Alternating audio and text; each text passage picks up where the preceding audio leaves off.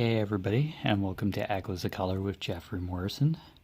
Today we're gonna do another WIP Chat while working on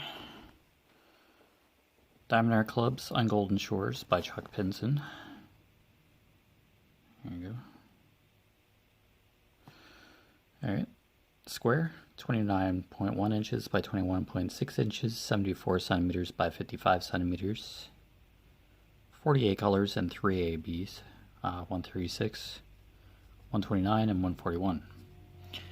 Alright, basically in the center of the canvas, essentially. So, well, somewhat near the center. Yeah, and I finally have a chance to sit down and dime. I have this weekend off again, so just gonna as much as I can. Alright, I'm on a green 702, and I don't know if that's cat hair or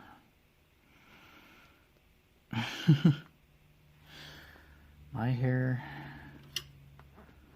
And how many times can you pick up the same color of a spilt tray? I think we're at 4. Yeah. This is getting a little... setting up my camera and I just spilled a whole lot of color. These 702s. I don't know what's with me in green. But if you spill a lot of drills, you're not the only one. I should have a laminated membership card by now. Just holy cow. Alright, 702X. Rather the drills be on the canvas than on the floor. It's like, yeah. It's just, jeez. Ridiculous. Okay, 702X. Okay, double checked. Let's start placing drills, shall we? The more we have on the canvas, the better, the less we get on the floor. Hooray! An awesome idea. Who would have thought it? So, hopefully everybody's had a good week. I worked like an extra shift this week because a friend of mine's wife went into labor right before he had to go to work. So yeah, my friend's wife, not him. Just make sure. That's yeah, so I came in for part of that day and then worked the 2 days that I was supposed to work, and then yeah, this weekend yeah, and life goes on. Beautiful day out. Nothing by the pond. Dandelions are back. Considering my dad had cut the grass like last weekend or whatever. Or recently. Yeah, dandelions just popped right back up. Sagna, I'm just hanging out here. Too bad. Haha. Yeah, no cutting me down. So yeah, nice crop of dandelions.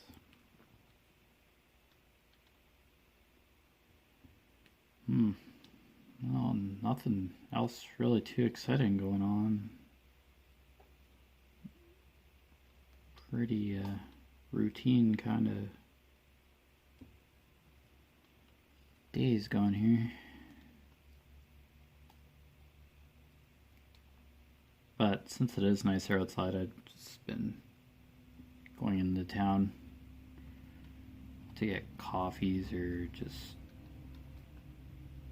get those like odd cravings for like a bagel or something. It's weird. Just went like a ham sandwich or something, or I had poutine the other day from like a diner. Not the one I usually go to, the other diner. Just walked in and it's like, do you have any poutine? What size? Yeah. I ate poutine in the parking lot. Just weird. I don't know what made me think of poutine. It's just magically out of nowhere. Just had that craving for fries. Oh, it's all good. It's delicious. Then I kind of had a bagel sandwich from Tim Hortons earlier. I ate lunch. It's just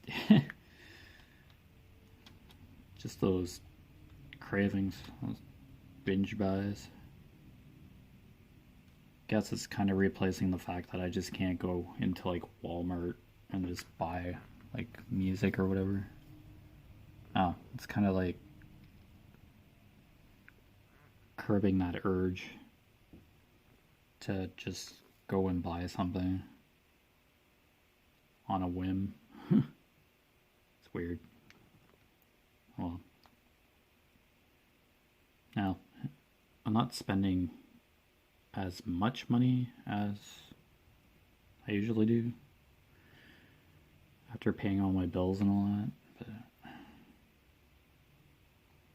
oh, I guess it's a good thing. Bad thing.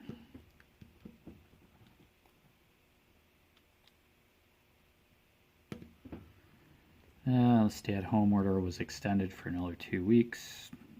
Not really shocked. Gets us past May 2-4 up here in Canada. Not sure if it's really celebrated down in the States or not. Oh, just another long weekend, but I'm not working that weekend. I work next weekend, but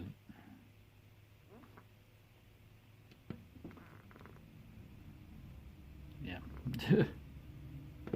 I'd get paid time and a half on the holiday if I was working that day, but I'm not. I don't know. If I have to go into work, I go into work. Like, if I'm scheduled for that day, I'm scheduled for that day. It's like, it's only fair to the other 3 staff members that I do my shifts just the way she goes. It's what I was hired for, to do that, work in that department, so kind of have to show up. So I'm basically, when I'm there, I'm running that department. It's how the shift works. If I need help, yeah, can get it, but basically where I am for that 12 hours. Just getting that product dried. Works for me. Like somebody coming to check on me like every 2 hours or something. I get like that one check when the team lead comes in eventually. At least every once in a while, but it's not constant. What are you doing? Next hour, what are you doing? No, leave you fairly independent. Something does come up, then they do come around and help, but I usually try not to hold down the radio button and just call for every little thing. I usually like trying to solve the issue before I radio somebody. I don't know, it's just they have stuff that they should be doing, not helping me fix my problem in the department. Probably fixing another problem in another department. So I don't know. The radio is there, but just to use it constantly just seems annoying. what's he calling for now? Can he do anything? oh, it's the way I think it. But on the weekends, when it's just another operator on the other side of the building and myself on my side of the building, yeah, I do a radio check using the radio every hour. Hey, radio check, how you doing? And then I sometimes get a reply, sometimes don't. Usually all good. Back to radio silence for another hour. Yeah. Just in case I had to go over there for something. That's basically what the radios are for. It beats everybody just using a cell phone and texting each other or something. Because in a loud, noisy environment, you have a better chance of hearing a voice on a walkie-talkie type radio than feel or hear a ringtone from a cell phone text or something. Yeah, radio's just like right there near one of your ears, because you clip it to your shirt. You clip the microphone part to your shirt, and then the receiver you clip onto your belt. So yeah, and it's just one button press, and you go to a certain channel on the radio. Channel 1's generic. You can almost reach just about anybody in the plant that has a radio on. And you just say the department, who you're looking for, and they'll usually generally get a reply within a few seconds or a minute or two. So, and I hear it all day on shift, and I just keep wearing it even if I don't get paged. Just hear certain conversations or people paging somebody all the time. And front office is talking to somebody in shipping.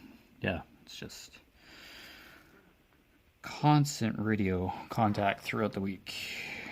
And on weekends, yeah, it's just very, like, 2 or 3 people in the entire plant just doing their thing.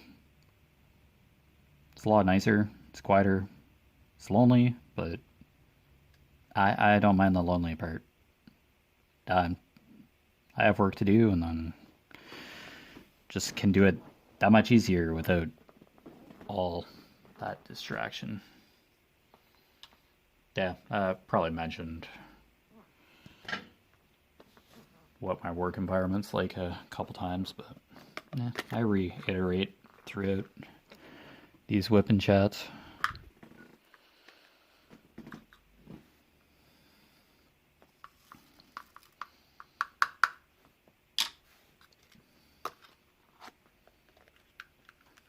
Yeah, it's a fairly warm day out. I don't know what the temperature is.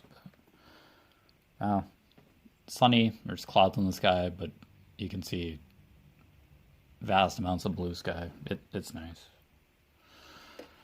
Birds are chirping. Just a regular, everyday bit of fun. I saw a number sign. It's a color that I'm pretty sure I've already done. Okay, right there.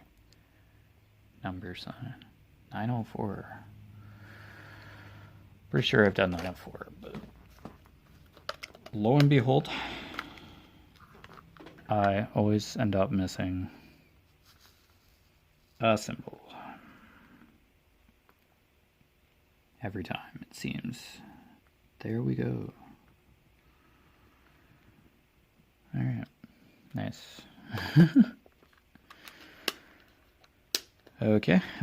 Next symbol I see is a capital A. So,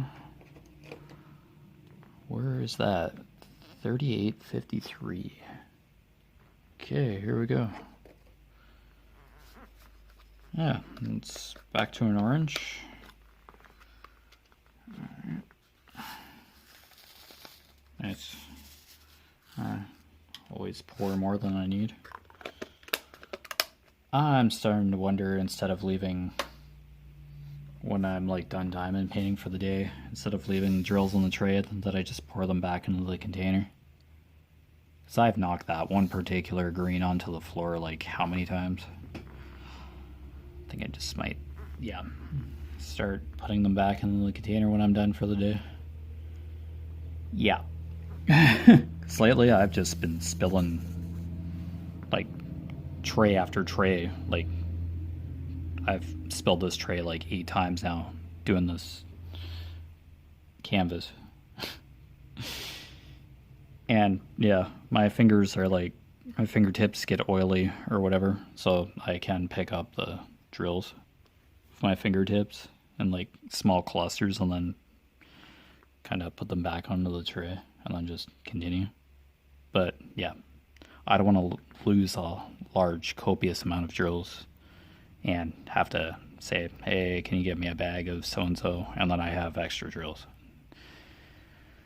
When they had already packaged the kit to give me enough drills to be able to do said kit, but silly me hitting the drills, hitting the drill tray back onto the floor. It happens, I guess. It's what the lifetime warranty is there for, but yeah, try to refrain from using that when everything's here and the kit's just fine. Just my own klutziness, I guess. Happens to everybody, but yeah. And you have to wait for that color to come in, and it's like, oh, you have spaces on your canvas when you want to go to the next section, but those spaces are those symbols staring right back at you. Why aren't you filling me in? It's like, and then there's that OCD tendency. Be like, yeah, I'm really not done this section, but I don't have the color to do so, but I really don't want to do the next section because this section is incomplete. That, yeah. Circles. Constant circles. Oh, we have a nice orange. Capital A, this should be fairly easy to find.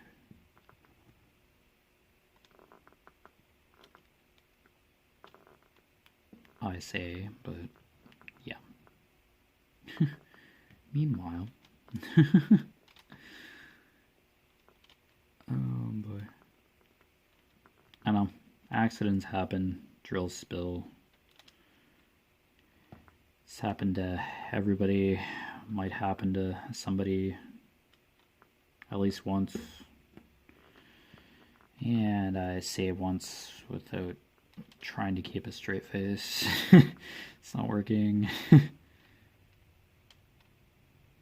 don't know, even just spilling one of these trays that has a copious amount of drills on it, just hearing that, them scattering all over the floor, possibly down this air register that I have under my feet, under this drafting table, they just go everywhere.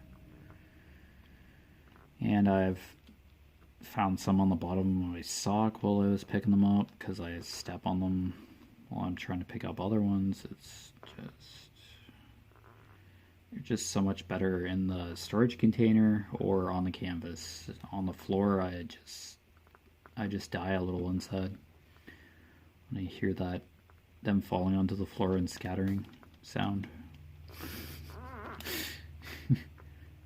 How to die inside. There we go. I'm dropping one now.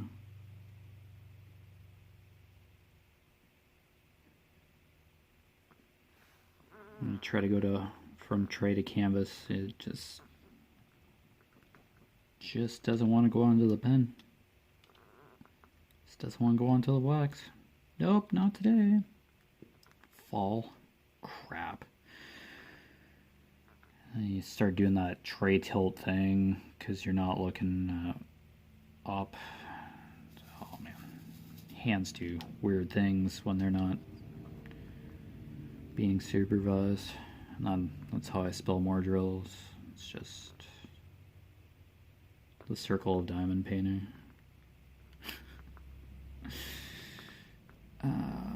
You don't want to be spilling drills of a particular color that are very limited in number, and you do anyway.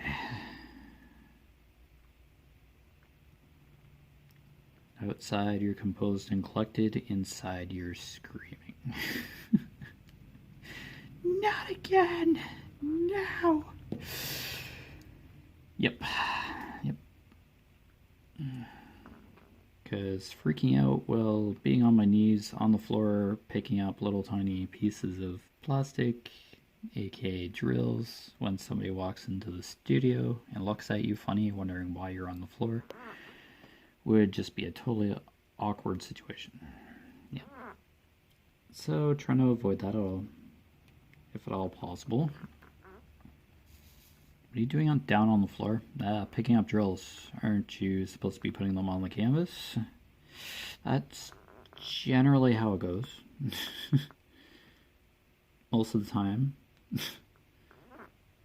See, I'm putting squares on crooked here, folks. You're seeing it. It's okay to have a crooked drill. If it's totally going crazy, grab a pair of tweezers, pull it off, and try to straighten it again without flinging it halfway across the room with your tweezers. But yeah, there are some diamond painters who just use tweezers to place drills. Like, wow. Diligence, concentration, focus, stamina. I just like diamond painting pen. I do place the odd drill with tweezers. I always have a pair by my drafting table to pick them off the canvas. And yeah, I do place the odd drill onto the canvas with tweezers and press down, but every once in a while. But I'm not going to make that a regular routine thing. Because with pixel art, I use tweezers, and you have to use tweezers to place those now cubes, colored pieces onto pegs by following a pattern that is displayed on a piece of paper under the base plate, the clear base plate. Yeah. That was my prerequisite kind of craft before diamond painting here. Pixel art. Very similar, except pegs and individual kind of base plates that you piece together with tape at the back when you've completed all the pattern sheets and the base plates. So yeah, that's still around. I think the company was Pixel Hobby or something, and they had really nice kits. I don't know if they're back up and running again. They went on a hiatus for a bit there. New ownership or something, or something was going on. Don't know exactly. Suddenly they just disappeared for a bit there. It's like, okay. So I'm not getting any more kits, so then I discovered diamond painting here, and kind of went a little off kilter and bought a whole bunch of these kits. Yeah, just natural. Oh, that one looks great. Oh, so does this one. And before you know it, you have like 10 or so kits, and it's like, oh yeah, now I have to like do these. It's like, yeah, at least the kits are nice. Yeah. Whoopsies. Yeah, I got a little carried away last year. Diamond Art Club. I do have a stash video Diamond Art Clubs that I did a bit ago.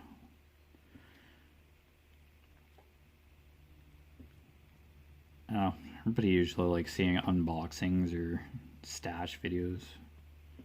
It's like, oh, you have that kit. I'd love to have that kit. Yeah, that's kind of me looking at Facebook and Instagram too. Hey, just got this kit today. Lucky. It's like, oh, you're very lucky to get that kit. And waiting months to get that kit, and there you go, you have the kit. I'm like, oh. Dying inside. So many books, so little time. All finished. It's like, are you serious? I can't even get my hands on that kit. And it's like all done, finished in front of me, and they took a picture of it. It's like, come on. And you go to the website. Temporarily out of stock. It's like, seriously? Are you kidding? Okay, I'll sign up for email alerts. Oh! Like a month or so later, or a few weeks later. Oh, it's back in stock. You get an email. I go on the site. Out of stock again. It's like, oh boy. Just, man. It's the way she goes. Oh well. Keep telling myself, I have other kits to do. Just do the other kits. Everything's fine. I have a couple of Randall Spanglers, but so many bucks, so little time. It's just legendary.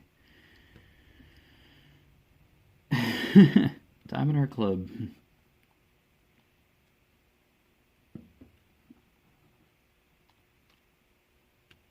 Yeah, I may be stuck on Diamond Art Club, but yeah, I do have a couple other kits from other companies, but most of the kits that really caught my eye were Diamond Art Clubs, so lo and behold, it's the vast majority of the kits. Oops. Now, it's okay to get carried away every once in a while, because there's just that time where you're like, gonna ever see this kid again? Like, are they gonna keep making it? And it's like, oh, I'll buy it later, and then the kit's like not made anymore. It's like, well then, that happened. It's. But by all means, don't go bankrupt getting all these kits, because I've seen people turn around, like, binge buy something, and they're like, I actually really don't like this kit. And it's like, what were you doing at the checkout page then? It's like, yeah, impulse buy. It happens to me, and I bought a whole bunch of music CDs. I just don't buy one music CD. It's the same thing. I do the same thing, so it's like, it's the same but different. But the same idea. You're buying something in vast numbers. Then you're like, oh, I probably shouldn't have spent that kind of money on so-and-so thing. Now I kind of need that money that I spent, that amount, on a bill or something. I do it too. I've done it. And yeah. I've kind of felt the same way in the past. Yeah, so that's happened to you. You're not the only one. I've done it too.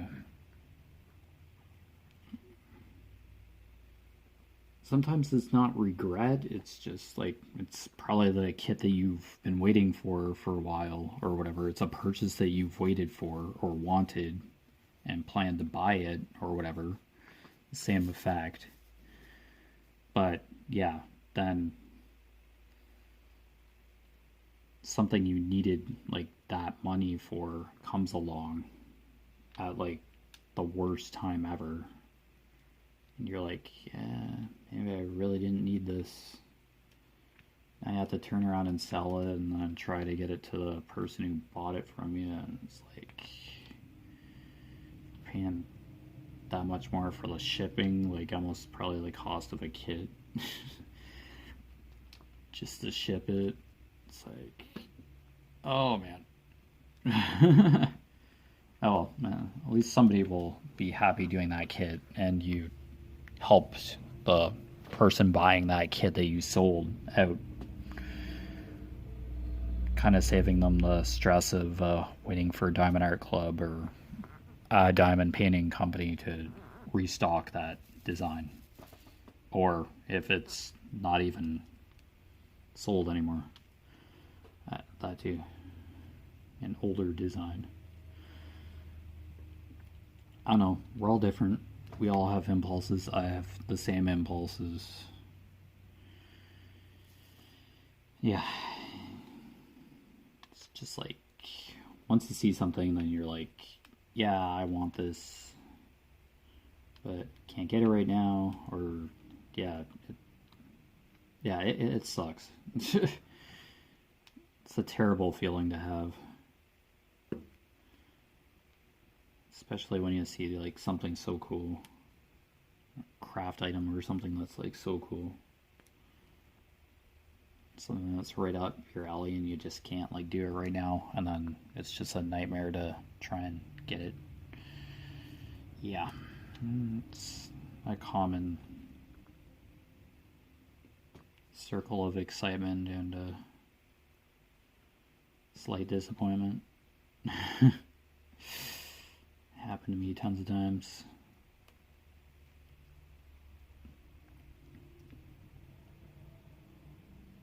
I did end up getting one kit that I kind of pre-ordered, Pride. Yeah. It's that one with like the painting all these fish and a white dragon in the background. It's like a banner. It's kind of a more recent canvas. Yeah, Miss Coffee showed it on her channel. Miss Crochet and Coffee showed it on her channel. She did WIP and chats with it as well, and maybe even lives. But yeah, she finished that canvas. Yeah, that was kind of the influence to get that canvas. I believe it was JoJo's art. Yeah, I think he did that one. Yeah, I've talked about getting that canvas. Received or bought canvases that I've wanted for a while. Yes, I have had luck, and other times, no. Didn't happen. Did not put those canvases, but can't get them all sometimes. Can't get the canvases you want sometimes, and even if it's frustrating, I'm just glad that other people managed to get it, and maybe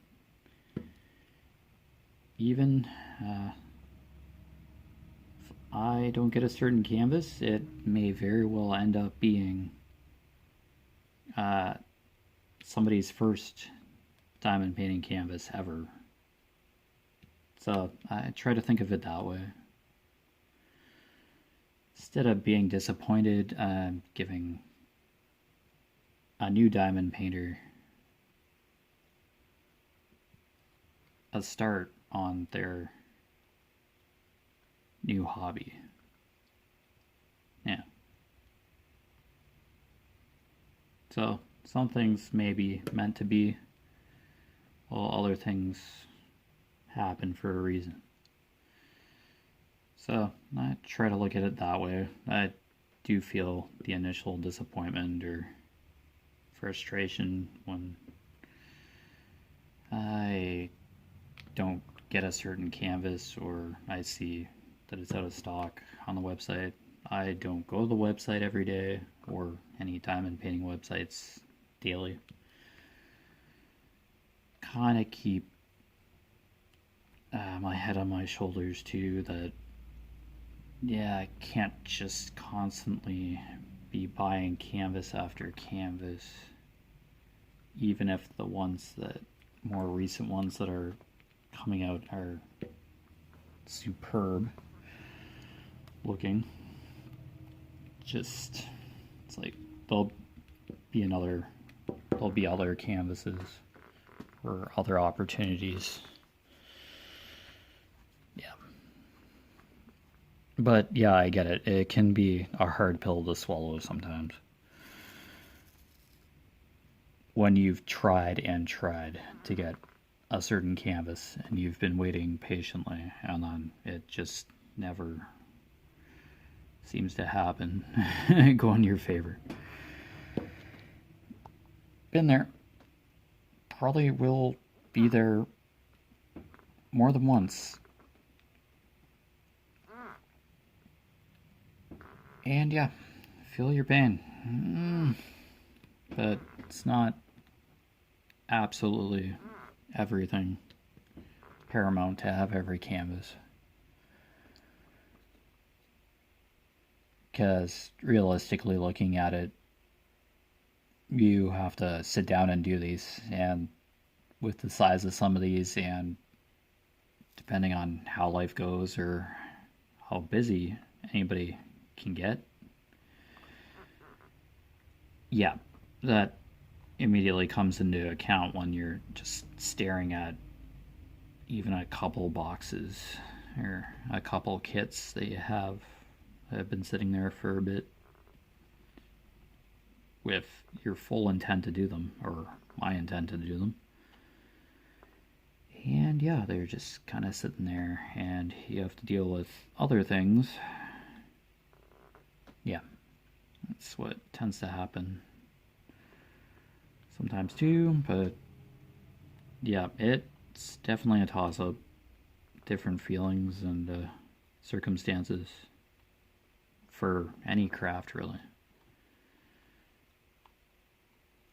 Crochet knitting, it can be easy to get a ball of yarn or a skein of yarn and just go weeks without doing any crocheting or knitting. Just all depends on what's on your current radar or what you're up to these days. And if your schedule just doesn't go hand in hand with having some time to craft, it happens. There might be a chapter in your life where you have to set the needles down or the diamond painting pen down, and that's okay. It happens to the best of us. I work full time, so days that I have off, I try to diamond paint, and I try to record WIP chats or try to record coloring chats as much as I can. Post them to YouTube the same day. I try to make it down to earth. Make time to do those. Make time to sit down and diamond paint, because I've been on this canvas for a long time. But yeah, life comes up.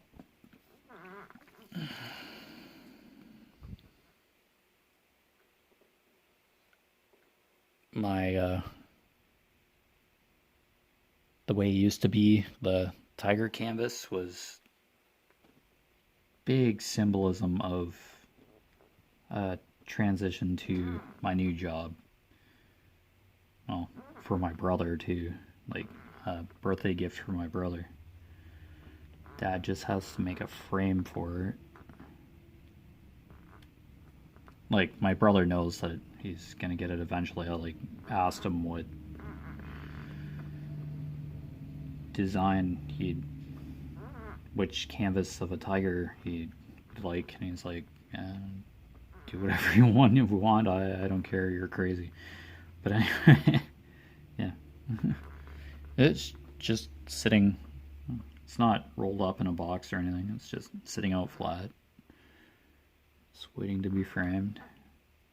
Just with a wood frame, like cut the border off and then mount it onto a piece of wood and put a wood frame around it. I don't put it behind glass or any of these behind glass or anything or cover them. But I'm sure there's other content creators on YouTube that would have videos showing how to frame and coat canvas with gloss or whatever to prevent any drills from popping out in the future or whatever. You don't necessarily have to put a protective coating over your canvas, but yeah, if you did have popping drills just for some unfortunate luck of the draw, then yeah, it's good to seal. Yeah, they call it sealing your diamond painting. It's certain glue or a gloss. It's a certain solution that just covers the drills and goes in between the crevices, the spaces, to just make it a uniform surface, or make it look like it's a uniform surface. I don't know too much about it, but I constantly see questions about whether somebody should seal their diamond painting or somebody has sealed their diamond painting due to popping drills. Hopefully the popping drills could happen on any canvas, any company. It happens. Yeah. The option's there if you do want to seal your diamond painting, but you don't have to. But it's an option that's there that people look for, or you could just frame it, put it behind glass, and then you don't have to seal it. It's just a longevity thing. Maybe it has to do with climate. If you live in a warmer climate, here in Canada, houses geothermal, like we have geothermal, cool in the summer, warm in the winter. It's energy from the earth somehow coils in the earth, and then somehow the temperature of the earth or something regulates the temperature inside the house. Yeah.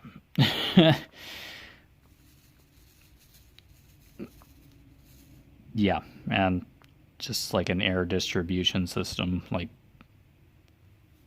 a furnace, I guess, but it's just like for geothermal, and it just distributes the conditioned air or heat throughout the house via vents, like a normal furnace would. But it's not gas or anything, it's just electric geothermal temperature regulation. Yeah, don't really know too much beyond that, but yeah, why some people opt in to seal their diamond paintings is reasonable. The one thought that comes in my head is that people seal their diamond paintings probably because of their climate, a constantly warm climate or a climate that fluctuates. Yeah, it's a reasonable question to ask, of course. I see it a lot of the time, but most times you usually don't have to seal diamond painting, but yes, there'll be a canvas sometimes that doesn't have adhesive in a spot. You just get a unfortunate batch of drills that just don't want to stay on the canvas. Yeah, very good cross-section of possible issues, but I hope it doesn't happen constantly to somebody where they just have kit after kit of issues, or a canvas that just not cooperating. I hope somebody doesn't run into that all the time, because yeah, just ruins the experience of this hobby. But those deficiencies are out there. I've ended up with cover paper on one of my canvases. I think it was like a Deadpool canvas for my nephew.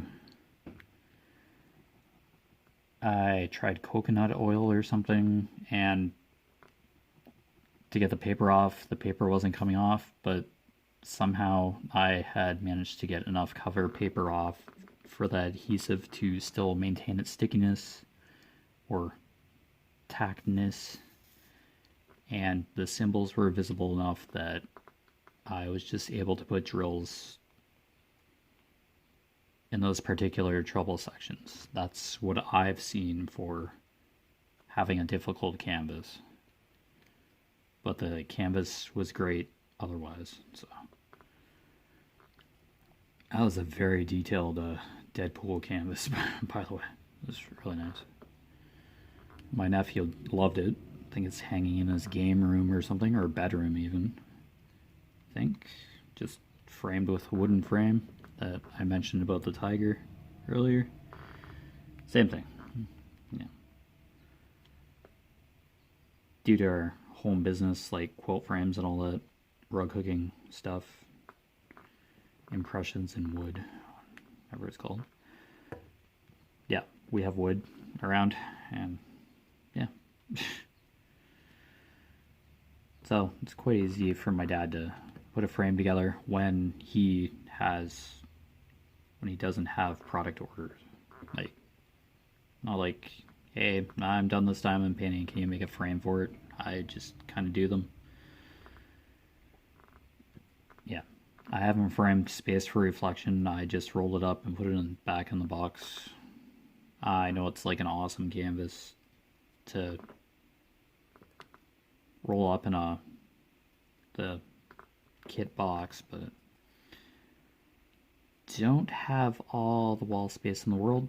But that was my first chunk of Pinson, so kind of special. And yeah, but space wise, didn't happen.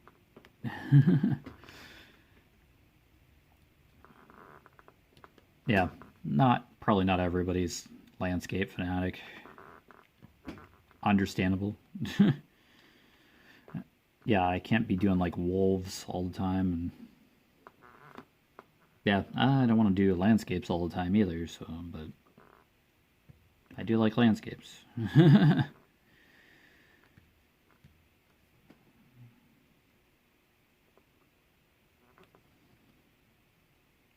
I do have a few kind of paint with diamond canvases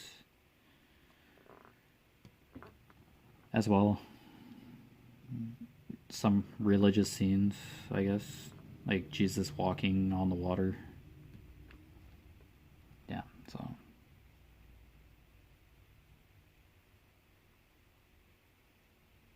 they say all their pictures are licensed, but now that I know about the copyright thing or stolen artwork thing, I'm leery.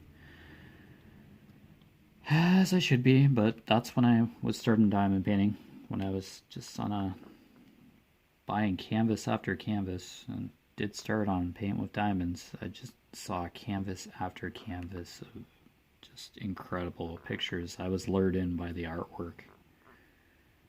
And then after learning about the copyright thing or the stolen artwork thing, I kind of was like, I probably really shouldn't show these canvases.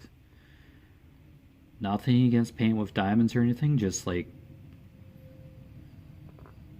yeah, nothing against like I'm not picking on paint with diamonds or any certain company. It's just like an example kind of thing. Like, just that's always in the back of your head now. Like, once you know about the stolen artwork thing, it's like, is this actually a legit kit? Like, Does this have like a source? Where it came from? It's like, yeah. Yeah, that stolen artwork thing is a sensitive issue in the community. I understand that, but something that, yeah, need to be aware of. Don't like harping on that thing, but yeah, it's a fair message to kind of beacon out.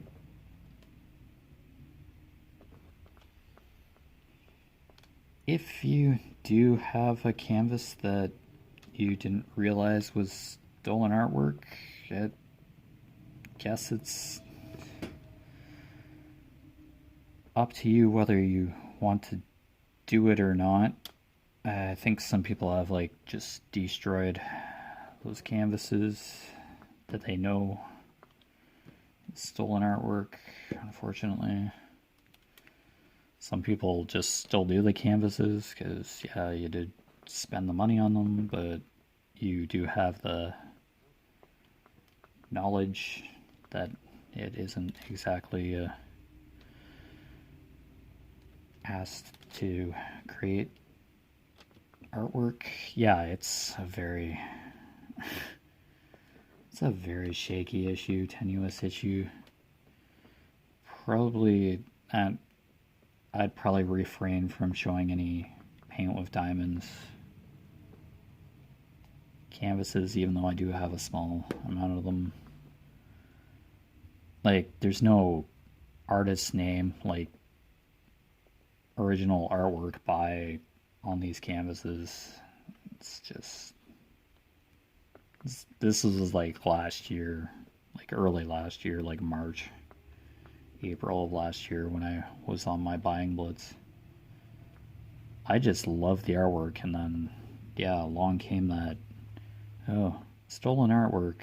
This site has stolen so, or is selling this particular canvas that's actually licensed to another site. Yeah, it's a very tenuous issue, and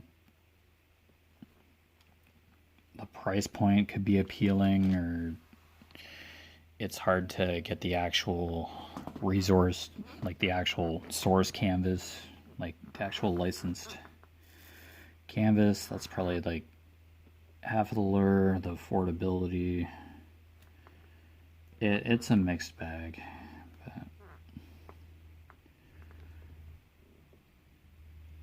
I look for licensed artwork.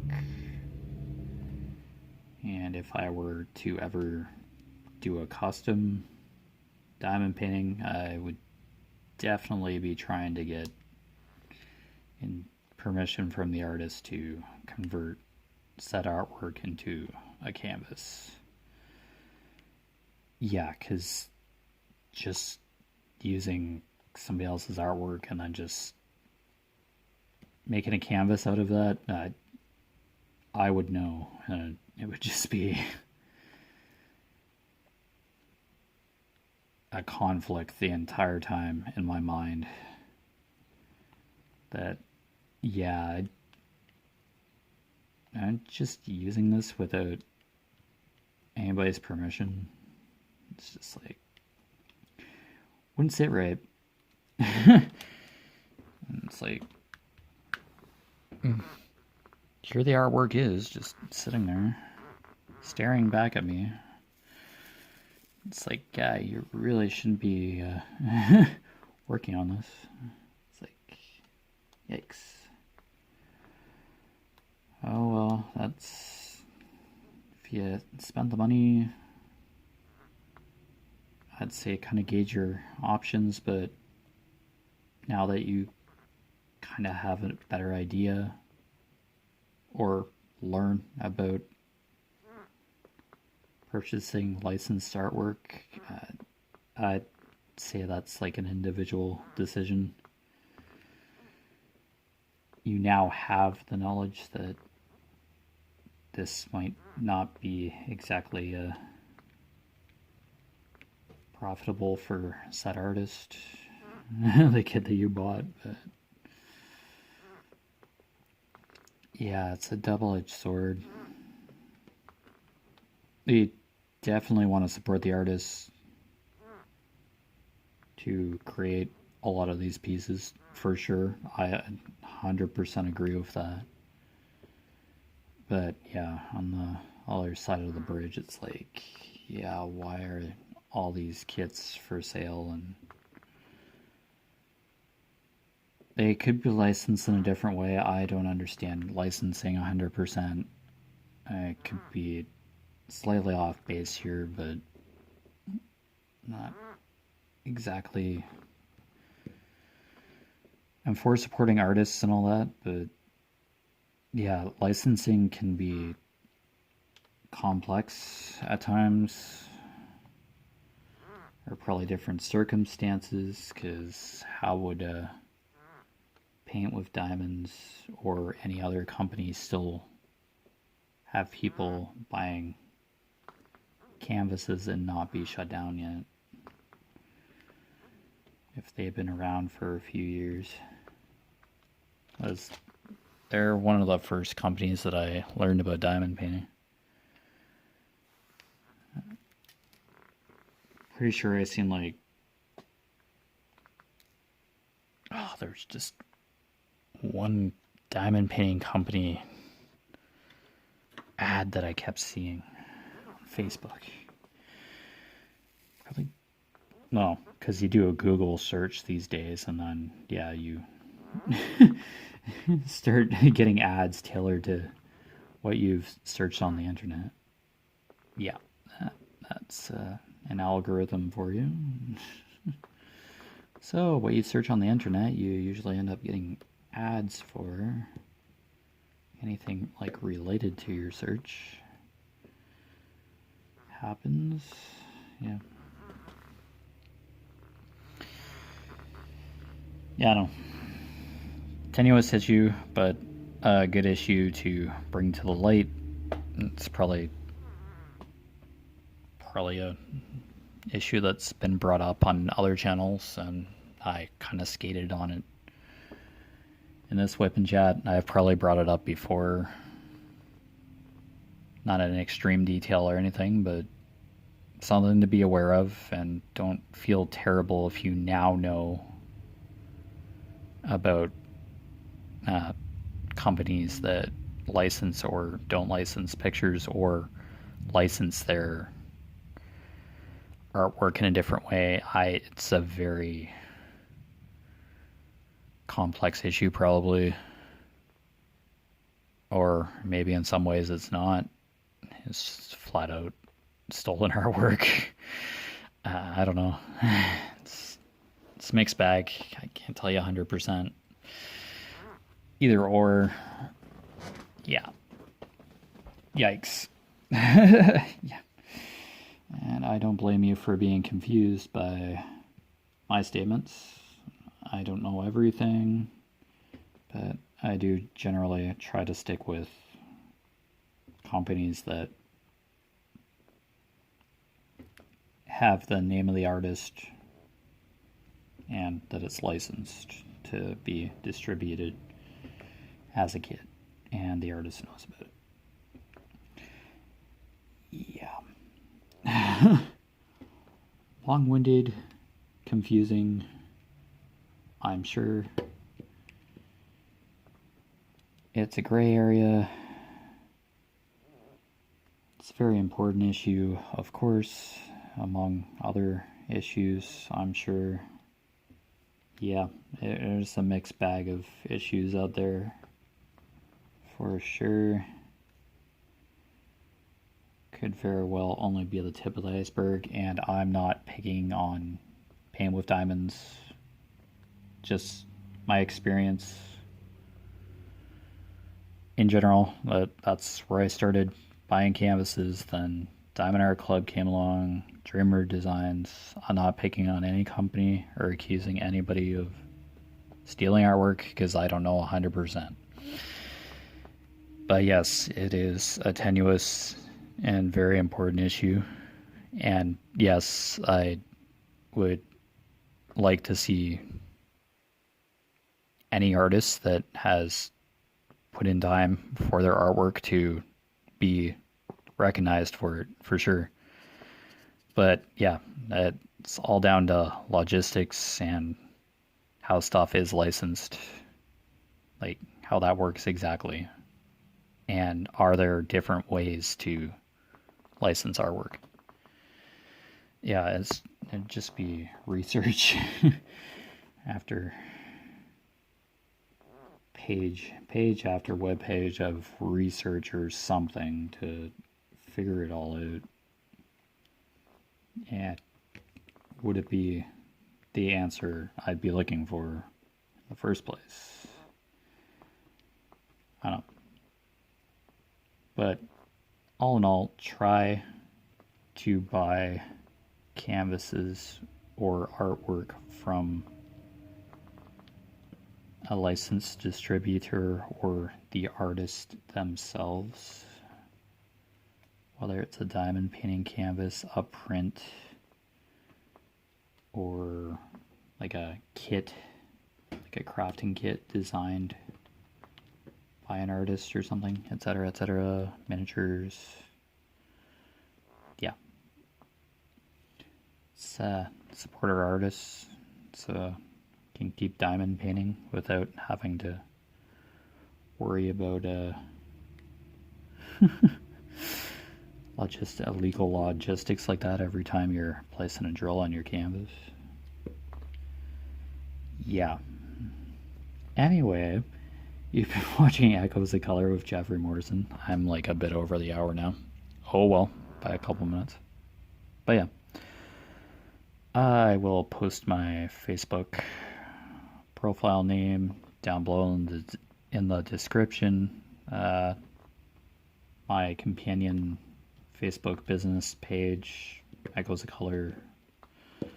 I'll post the URL to that. It's just updates, like pictures of where I am on this canvas or any other work in progress or WIP, and coloring pages, the current coloring page. I think we've already figured out what animal I was coloring the other day.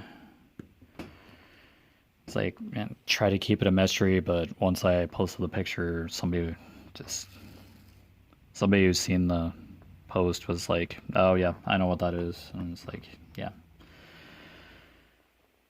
What I thought was one thing, it became a whole other thing, but I'm going to keep coloring the picture, of course, because I have finished the coloring pages. It's mystery color, jungle animals, of course. Like, I know it's going to be an animal, but yeah. Once you start adding color and color in sections, the picture makes a whole lot more sense. So I call those color in chats. This has been a WIP Chat, and I'll get this posted, and see you all next time. Take care. Bye.